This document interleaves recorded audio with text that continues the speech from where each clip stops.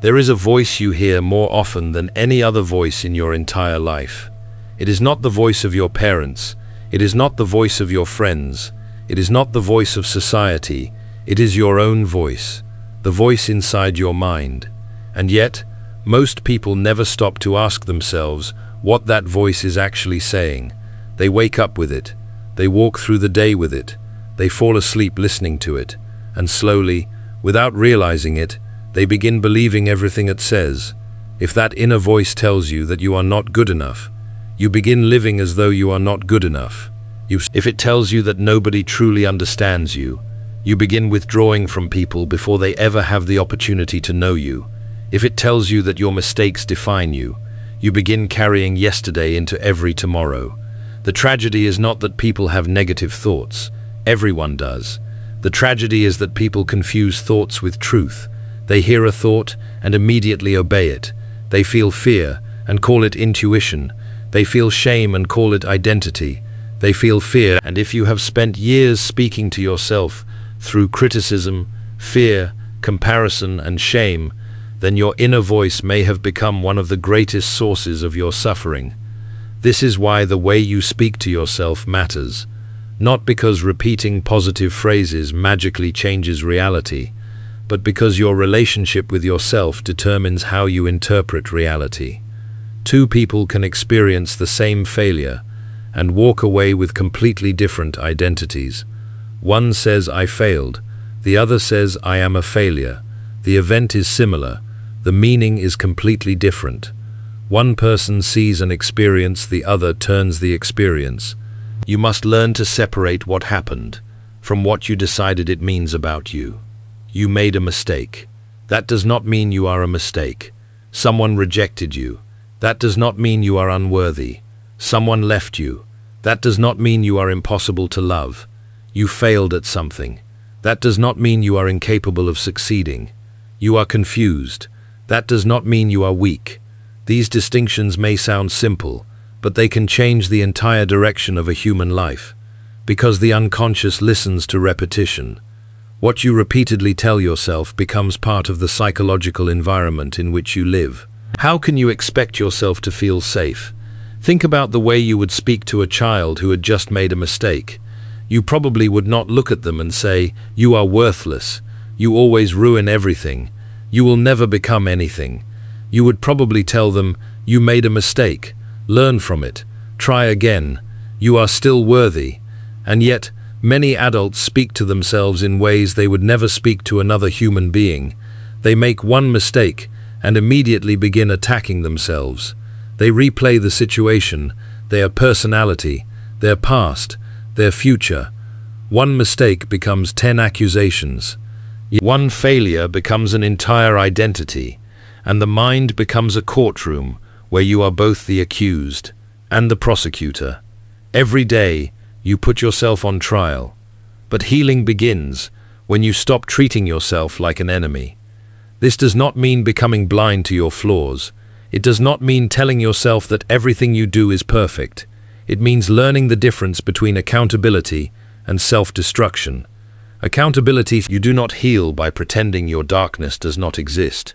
You heal by being able to look at it without turning against yourself. This is where the shadow becomes important. There are parts of yourself you probably do not like, parts you hide, parts you deny, parts you wish were different. Perhaps you are jealous sometimes. Perhaps you become angry.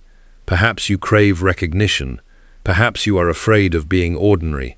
Perhaps you desperately want someone to validate you. Perhaps you are afraid of being ordinary. Perhaps you desperately want someone to validate you. These things may make you uncomfortable. Perhaps you are jealous sometimes. Perhaps you become angry. Perhaps you desperately want someone to validate you. These things may make you uncomfortable. Perhaps you understanding. But underneath, the rejected parts remain. They do not disappear simply because you refuse to acknowledge them. They enter the unconscious, and eventually, they begin influencing your behavior. You may become resentful without knowing why. You may become passive-aggressive. You may secretly compete with people you claim to admire. You may become exhausted from constantly being the good person. You may become angry at people for taking advantage of you, even though you never told them no. This is why self-awareness requires honesty. You must be able to say, yes, there is a part of me that wants this. There is a part of me that wants recognition, and then you can work with those parts consciously. You do not need to hate them. You do not need to obey them. You need to understand them. This is what a healthy relationship with yourself begins to look like. Instead of saying, why am I like this? You begin asking, what is this part of me trying to tell me? Instead of saying, I should not feel this, you ask, why am I feeling this? Instead of saying, I need to get rid of my anger, you ask, what boundary has been crossed? Instead of saying, I should not be jealous, you ask, what is this fear protecting me from? Questions create space, and space creates consciousness. The unconscious becomes less powerful when you are willing to observe it. This is why talking to yourself differently is not simply about positive thinking. It is about changing the relationship between consciousness and the unconscious. For years, perhaps you have spoken to yourself like a dictator. Do better, work harder, stop being weak, don't fail, don't embarrass yourself, don't disappoint anyone, be stronger, be perfect. But the human psyche cannot thrive forever under tyranny. Eventually, it rebels. Sometimes through emotional numbness, sometimes through complete loss of motivation. You think you are lazy, but perhaps a part of you is exhausted from constantly being attacked. You think you lack discipline, but perhaps your inner world has become so hostile that even beginning something feels threatening. This is why self-compassion is not weakness. It is psychological safety, and psychological safety allows growth. Imagine a plant. If you constantly pull it upward because you are impatient for it to grow, you will destroy it. Growth requires conditions: light, water, time, protection. To human psyche is similar. Self-compassion is not weakness. It is psychological safety, and psychological safety, and psychological safety, and psychological safety, and doubt. But it rarely creates lasting transformation. Real change comes when you develop a relationship with yourself based on honesty and respect. You begin saying, I know this is difficult. I do not have to solve everything today. I made a mistake, but I can learn. I am afraid, but I can still take one step. I do not understand everything yet. I am allowed to change. I am allowed to begin again. These statements are powerful because they do not deny reality. They acknowledge it. This changes everything, because when you stop attacking yourself, you can finally start understanding yourself.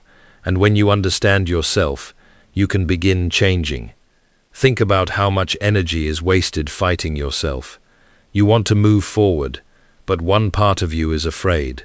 You want to love, but another part expects betrayal. You want to succeed, but another part believes success will make you unacceptable to others. You want freedom, but another part fears judgment, so you remain divided. One part says, go, another says, stay. One says, speak, another says, what if you failed? One part says, go, another says, stay. One says, speak, another says, be quiet. One part says, go, another says, stay. One says, speak, another says, be quiet. One says, take. This internal conflict can become exhausting, and many people interpret the exhaustion as proof that something is wrong with them. But perhaps you are not broken. Perhaps you are divided, and the answer is not to destroy one side. The answer is to listen to both. Ask the fearful part, what are you afraid will happen? Ask the ambitious part, what are you really seeking? Ask the angry part, what are you protecting? Ask the lonely part, what are you protecting? Ask the ambitious part, what have I been asking you to carry? This is how you begin talking to yourself like someone you are responsible for, rather than someone you are constantly trying to punish. Not because problems disappear, but because you stop creating an additional problem inside yourself. Life is already difficult. Why make your own mind another battlefield? You will experience rejection. Why add self-hatred? You will experience failure. Why add humiliation? You will experience loss. Why add the belief that you are unworthy of love? You will make mistakes. Why turn them into a permanent identity? Pain is unavoidable, but unnecessary. Would you forgive yourself faster? Would you stop replaying old mistakes? Would you allow yourself to rest? Would you take more risks? Would you stop accepting disrespect? Would you finally pursue something you have been afraid to pursue? Perhaps the life you want is not waiting for you to become perfect. Perhaps it is waiting for you to stop treating yourself as someone who does not deserve to live it. And this is where healing begins. Not with perfection, not with pretending, not with becoming someone else, but with a simple decision to stop being at war with yourself. You have spent enough time criticizing the person in the mirror. Perhaps it is time to understand them.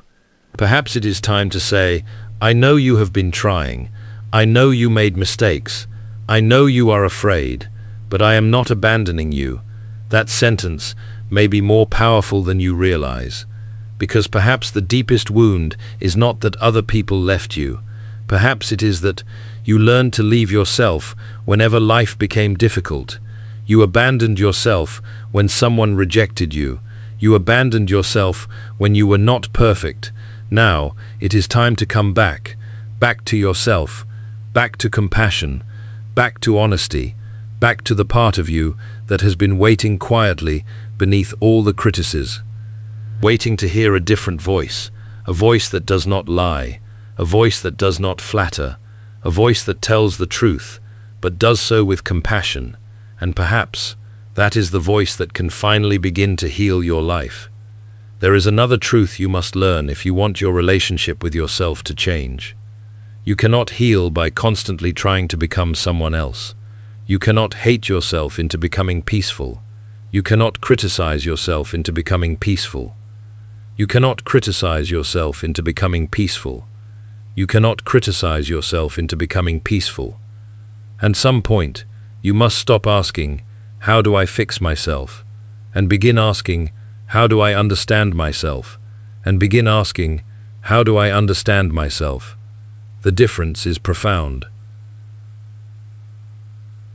Everything that is wrong. You compare yourself to other people. You measure your progress. You become impatient. You become frustrated. And every time you discover another weakness, you use it as evidence against yourself. But when you approach yourself with curiosity, something changes. You begin looking at your behavior without immediately judging it. You begin noticing patterns. You begin asking where they came from. You begin Perhaps your need for approval developed because rejection once felt unbearable. Perhaps your emotional distance developed because vulnerability once resulted in pain. Perhaps your perfectionism developed because mistakes were once punished. Perhaps your constant independence developed because relying on people once disappointed you. Suddenly, the behavior that once looked like a defect begins looking like an adaptation. That does not mean you keep the pattern. It means you understand it before you change it. There is compassion in that, and compassion creates a different kind of strength. Imagine meeting the younger version of yourself. And the child who believed certain things because adults taught them, the child who thought rejection meant something was wrong with them, the child who learned to hide emotions, the child who learned to become useful, the child who learned that being perfect was safer than being authentic. Would you look at that child and say, you should have known better? Probably not. You would understand. You would say, you were trying to survive, so why should you speak to your present self with less compassion? You are still learning. You are still becoming.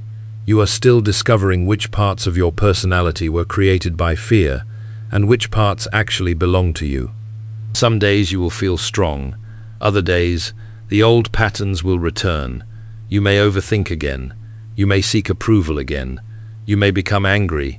You may withdraw. You may repeat an old mistake. Do not use that moment as evidence that nothing has changed. Growth does not mean never returning to an old pattern. Growth means recognizing the pattern sooner, and eventually choosing differently. Perhaps the first time you notice your self-criticism, you stop, after an hour, then after 10 minutes, then after one thought. Eventually, you hear the voice before it becomes an entire story. That is progress. And inside that space, choice becomes possible. A thought says, "You are going to fail."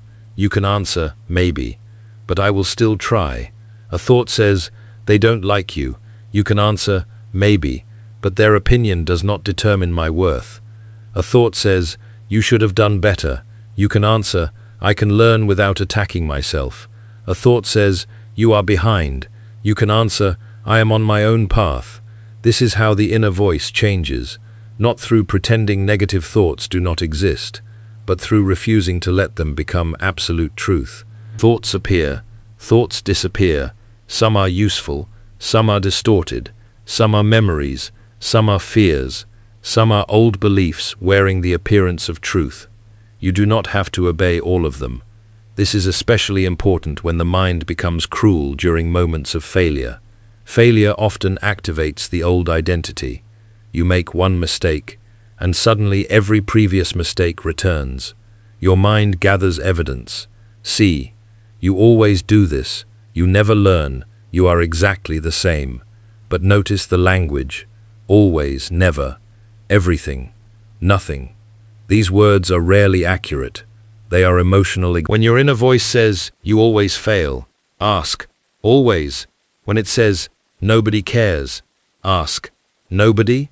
When it says, "I will never change," ask, "Never?" You are not arguing with yourself. You are introducing reality into the conversation. This is what a healthy inner dialogue does. It does not blindly agree with every thought. It challenges distortion, but it does so without cruelty. You can be honest with yourself and still be kind.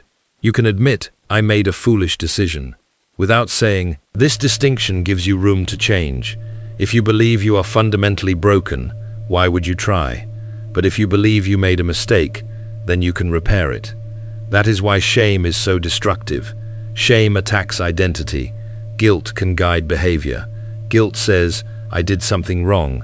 Shame says, "I am wrong." Guilt can lead to responsibility.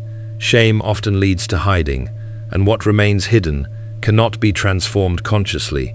So when you make a mistake, do not hide from yourself. Look, see it, admit it, take responsibility, make amends if necessary. Learn, then continue. Do not hide from yourself. Look, see it, admit it, take responsibility, make amends if necessary, and your future is larger than your past. This is how you begin rebuilding trust with yourself. You make promises and keep them, not enormous promises, small ones. I will get out of bed when I say I will. I will finish this task. I will stop contacting the person who repeatedly hurts me. I will take care of my body. I will spend 30 minutes working on what matters. I will tell the truth. Each time you keep a promise to yourself, you send a message into the unconscious. I can trust me, and self-trust is one of the foundations of psychological health. You need someone to calm your fears, but when self-trust develops, the external world loses some of its power over you. You can receive criticism without collapsing. You can receive praise without becoming addicted to it. You can be alone without feeling worthless. You can make decisions without asking 10 people what they think. You become internally anchored. That does not mean you stop listening to others. It means their voices become information. There will be betrayal. There will be uncertainty. There will be loss. There will be moments when you question everything. And in those moments, you will need someone beside you. If no one else is there, that someone must be you. You must be able to say, "I am afraid, but I am here. I do not know what happens next, but I will take the next step. This hurts, but I will not abandon myself because it hurts. I made a mistake, but I am still worthy of repair. I lost something important, but I have not lost myself." That is the voice of psychological maturity, not loud, not dramatic, just steady. And perhaps that steady voice has been inside you all along, waiting for you to listen, waiting for you to stop fighting yourself, and finally become your own ally. There is a moment in healing when you stop asking yourself to become perfect, and begin asking yourself to become honest. This is a completely different journey. Perfection says, do not make mistakes. Honesty says, when you make one, look at it. Perfection says, never be weak. Honesty says, sometimes you do not know. Perfection says, make everyone proud. Honesty says, live a life you can respect when nobody is watching. The second voice is quieter, but it is closer to the self. It does not need to convince the world. It does not need to appear flawless. It wants integration. It wants you to become capable of holding your contradictions without destroying yourself because of them. You can be ambitious and still be grateful.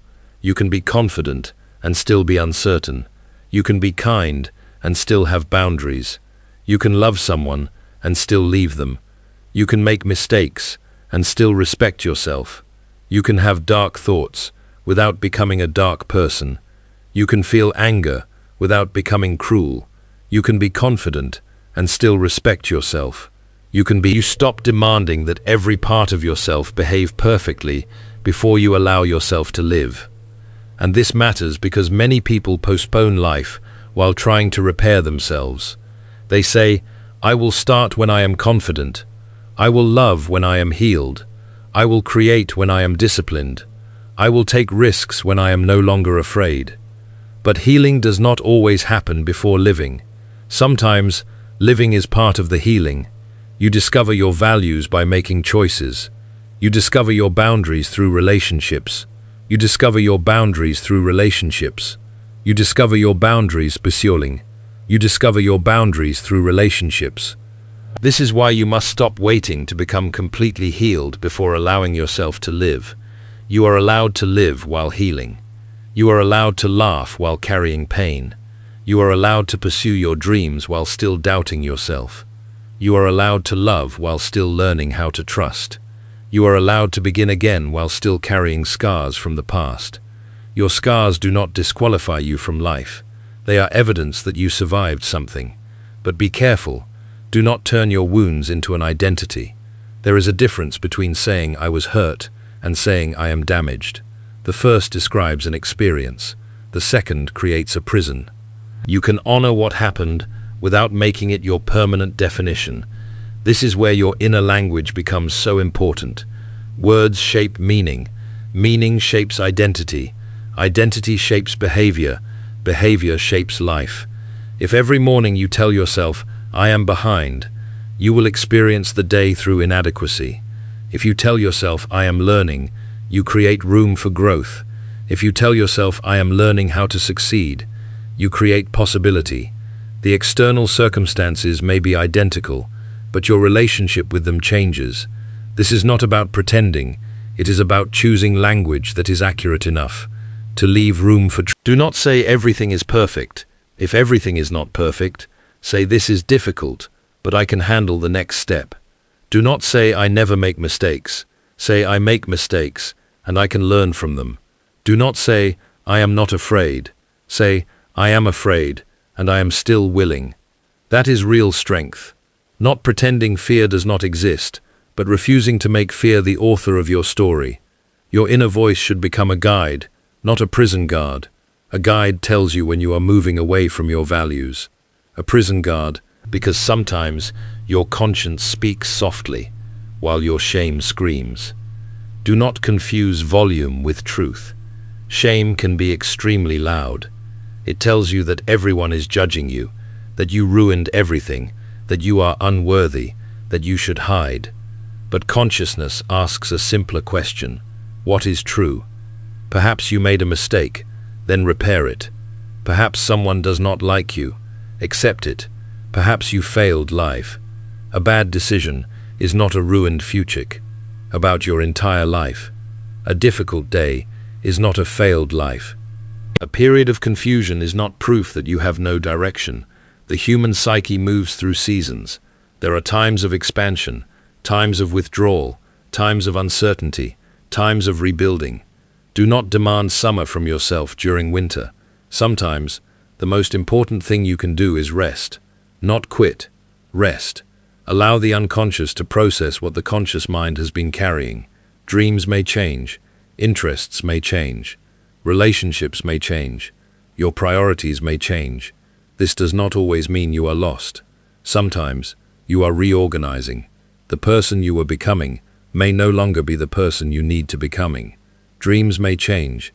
The person you were becoming may no longer be the person you need to becoming. Dreams may change. Interests may change. Relationships may change. Your priorities may change. You are allowed to discover that the dream you once chased was never truly yours. You are allowed to disappoint the version of yourself that wanted approval. You are allowed to say, "I thought I wanted this, but I no longer do." This is not failure, this is consciousness, because unconscious living often means continuing, simply because you have already invested so much. You stay because you have stayed for years. You continue because you have already spent time. You maintain the questioned. Is this relationship still healthy? Is this ambition actually yours? Is this fear protecting you or limiting you? Is this habit serving you or controlling you? Is this identity authentic or inherited? Is this life meaningful or merely familiar? Do not rush the answers. Sit with them. Let yourself be honest. And when the answer becomes clear, do not punish yourself for what you discover. Use the knowledge. That is the purpose of self-awareness. Not to create another reason to hate yourself, but to create another opportunity to choose differently. Perhaps this is what you have been missing. You do not need a new person. You need to become the person who can sit beside your own fear, who can listen to their own anger, who can comfort their own sadness, who can challenge their own distorted thinking, who can celebrate their own progress, who can say, "I am proud of you," not because everything is perfect, but because you kept going. Imagine what would happen if you spoke to yourself that way every day, not with empty praise, with genuine recognition. I see how hard you are trying. I see that you are tired. I see that you are learning. I see that you made a mistake. I see that you are afraid. And I am still here. The deepest healing is learning that you will not abandon yourself. Other people may leave. Circumstances may change. Relationships may end.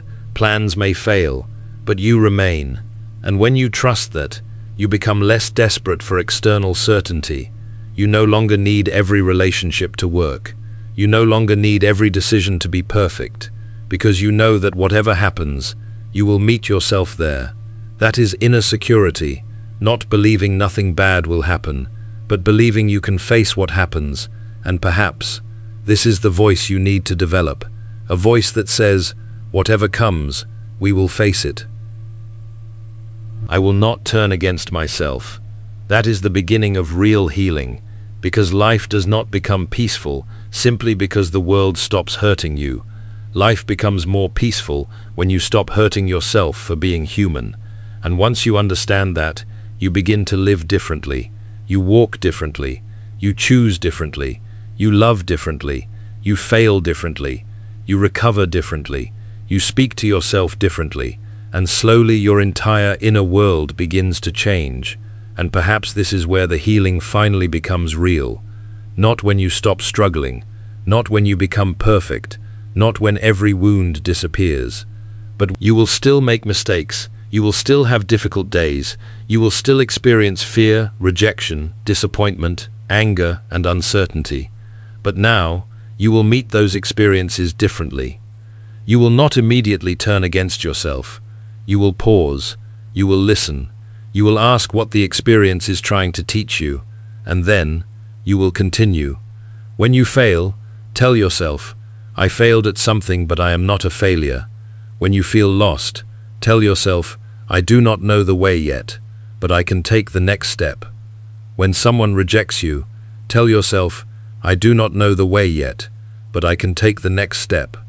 When someone rejects you, tell yourself, "I do not know the way yet, but I can take the next." And when life becomes difficult, tell yourself the most important thing of all, "I am still here," because you are. You have survived every difficult day that brought you to this moment. You have carried things you once believed would break you. You have changed in ways you did not even notice, and there is still more of you waiting to emerge. So speak to yourself with honesty. Speak to yourself with courage. Do not flatter yourself, do not lie to yourself, but do not abandon yourself. Perhaps it simply needs you to begin speaking to yourself differently, and finally become someone you feel safe coming home to.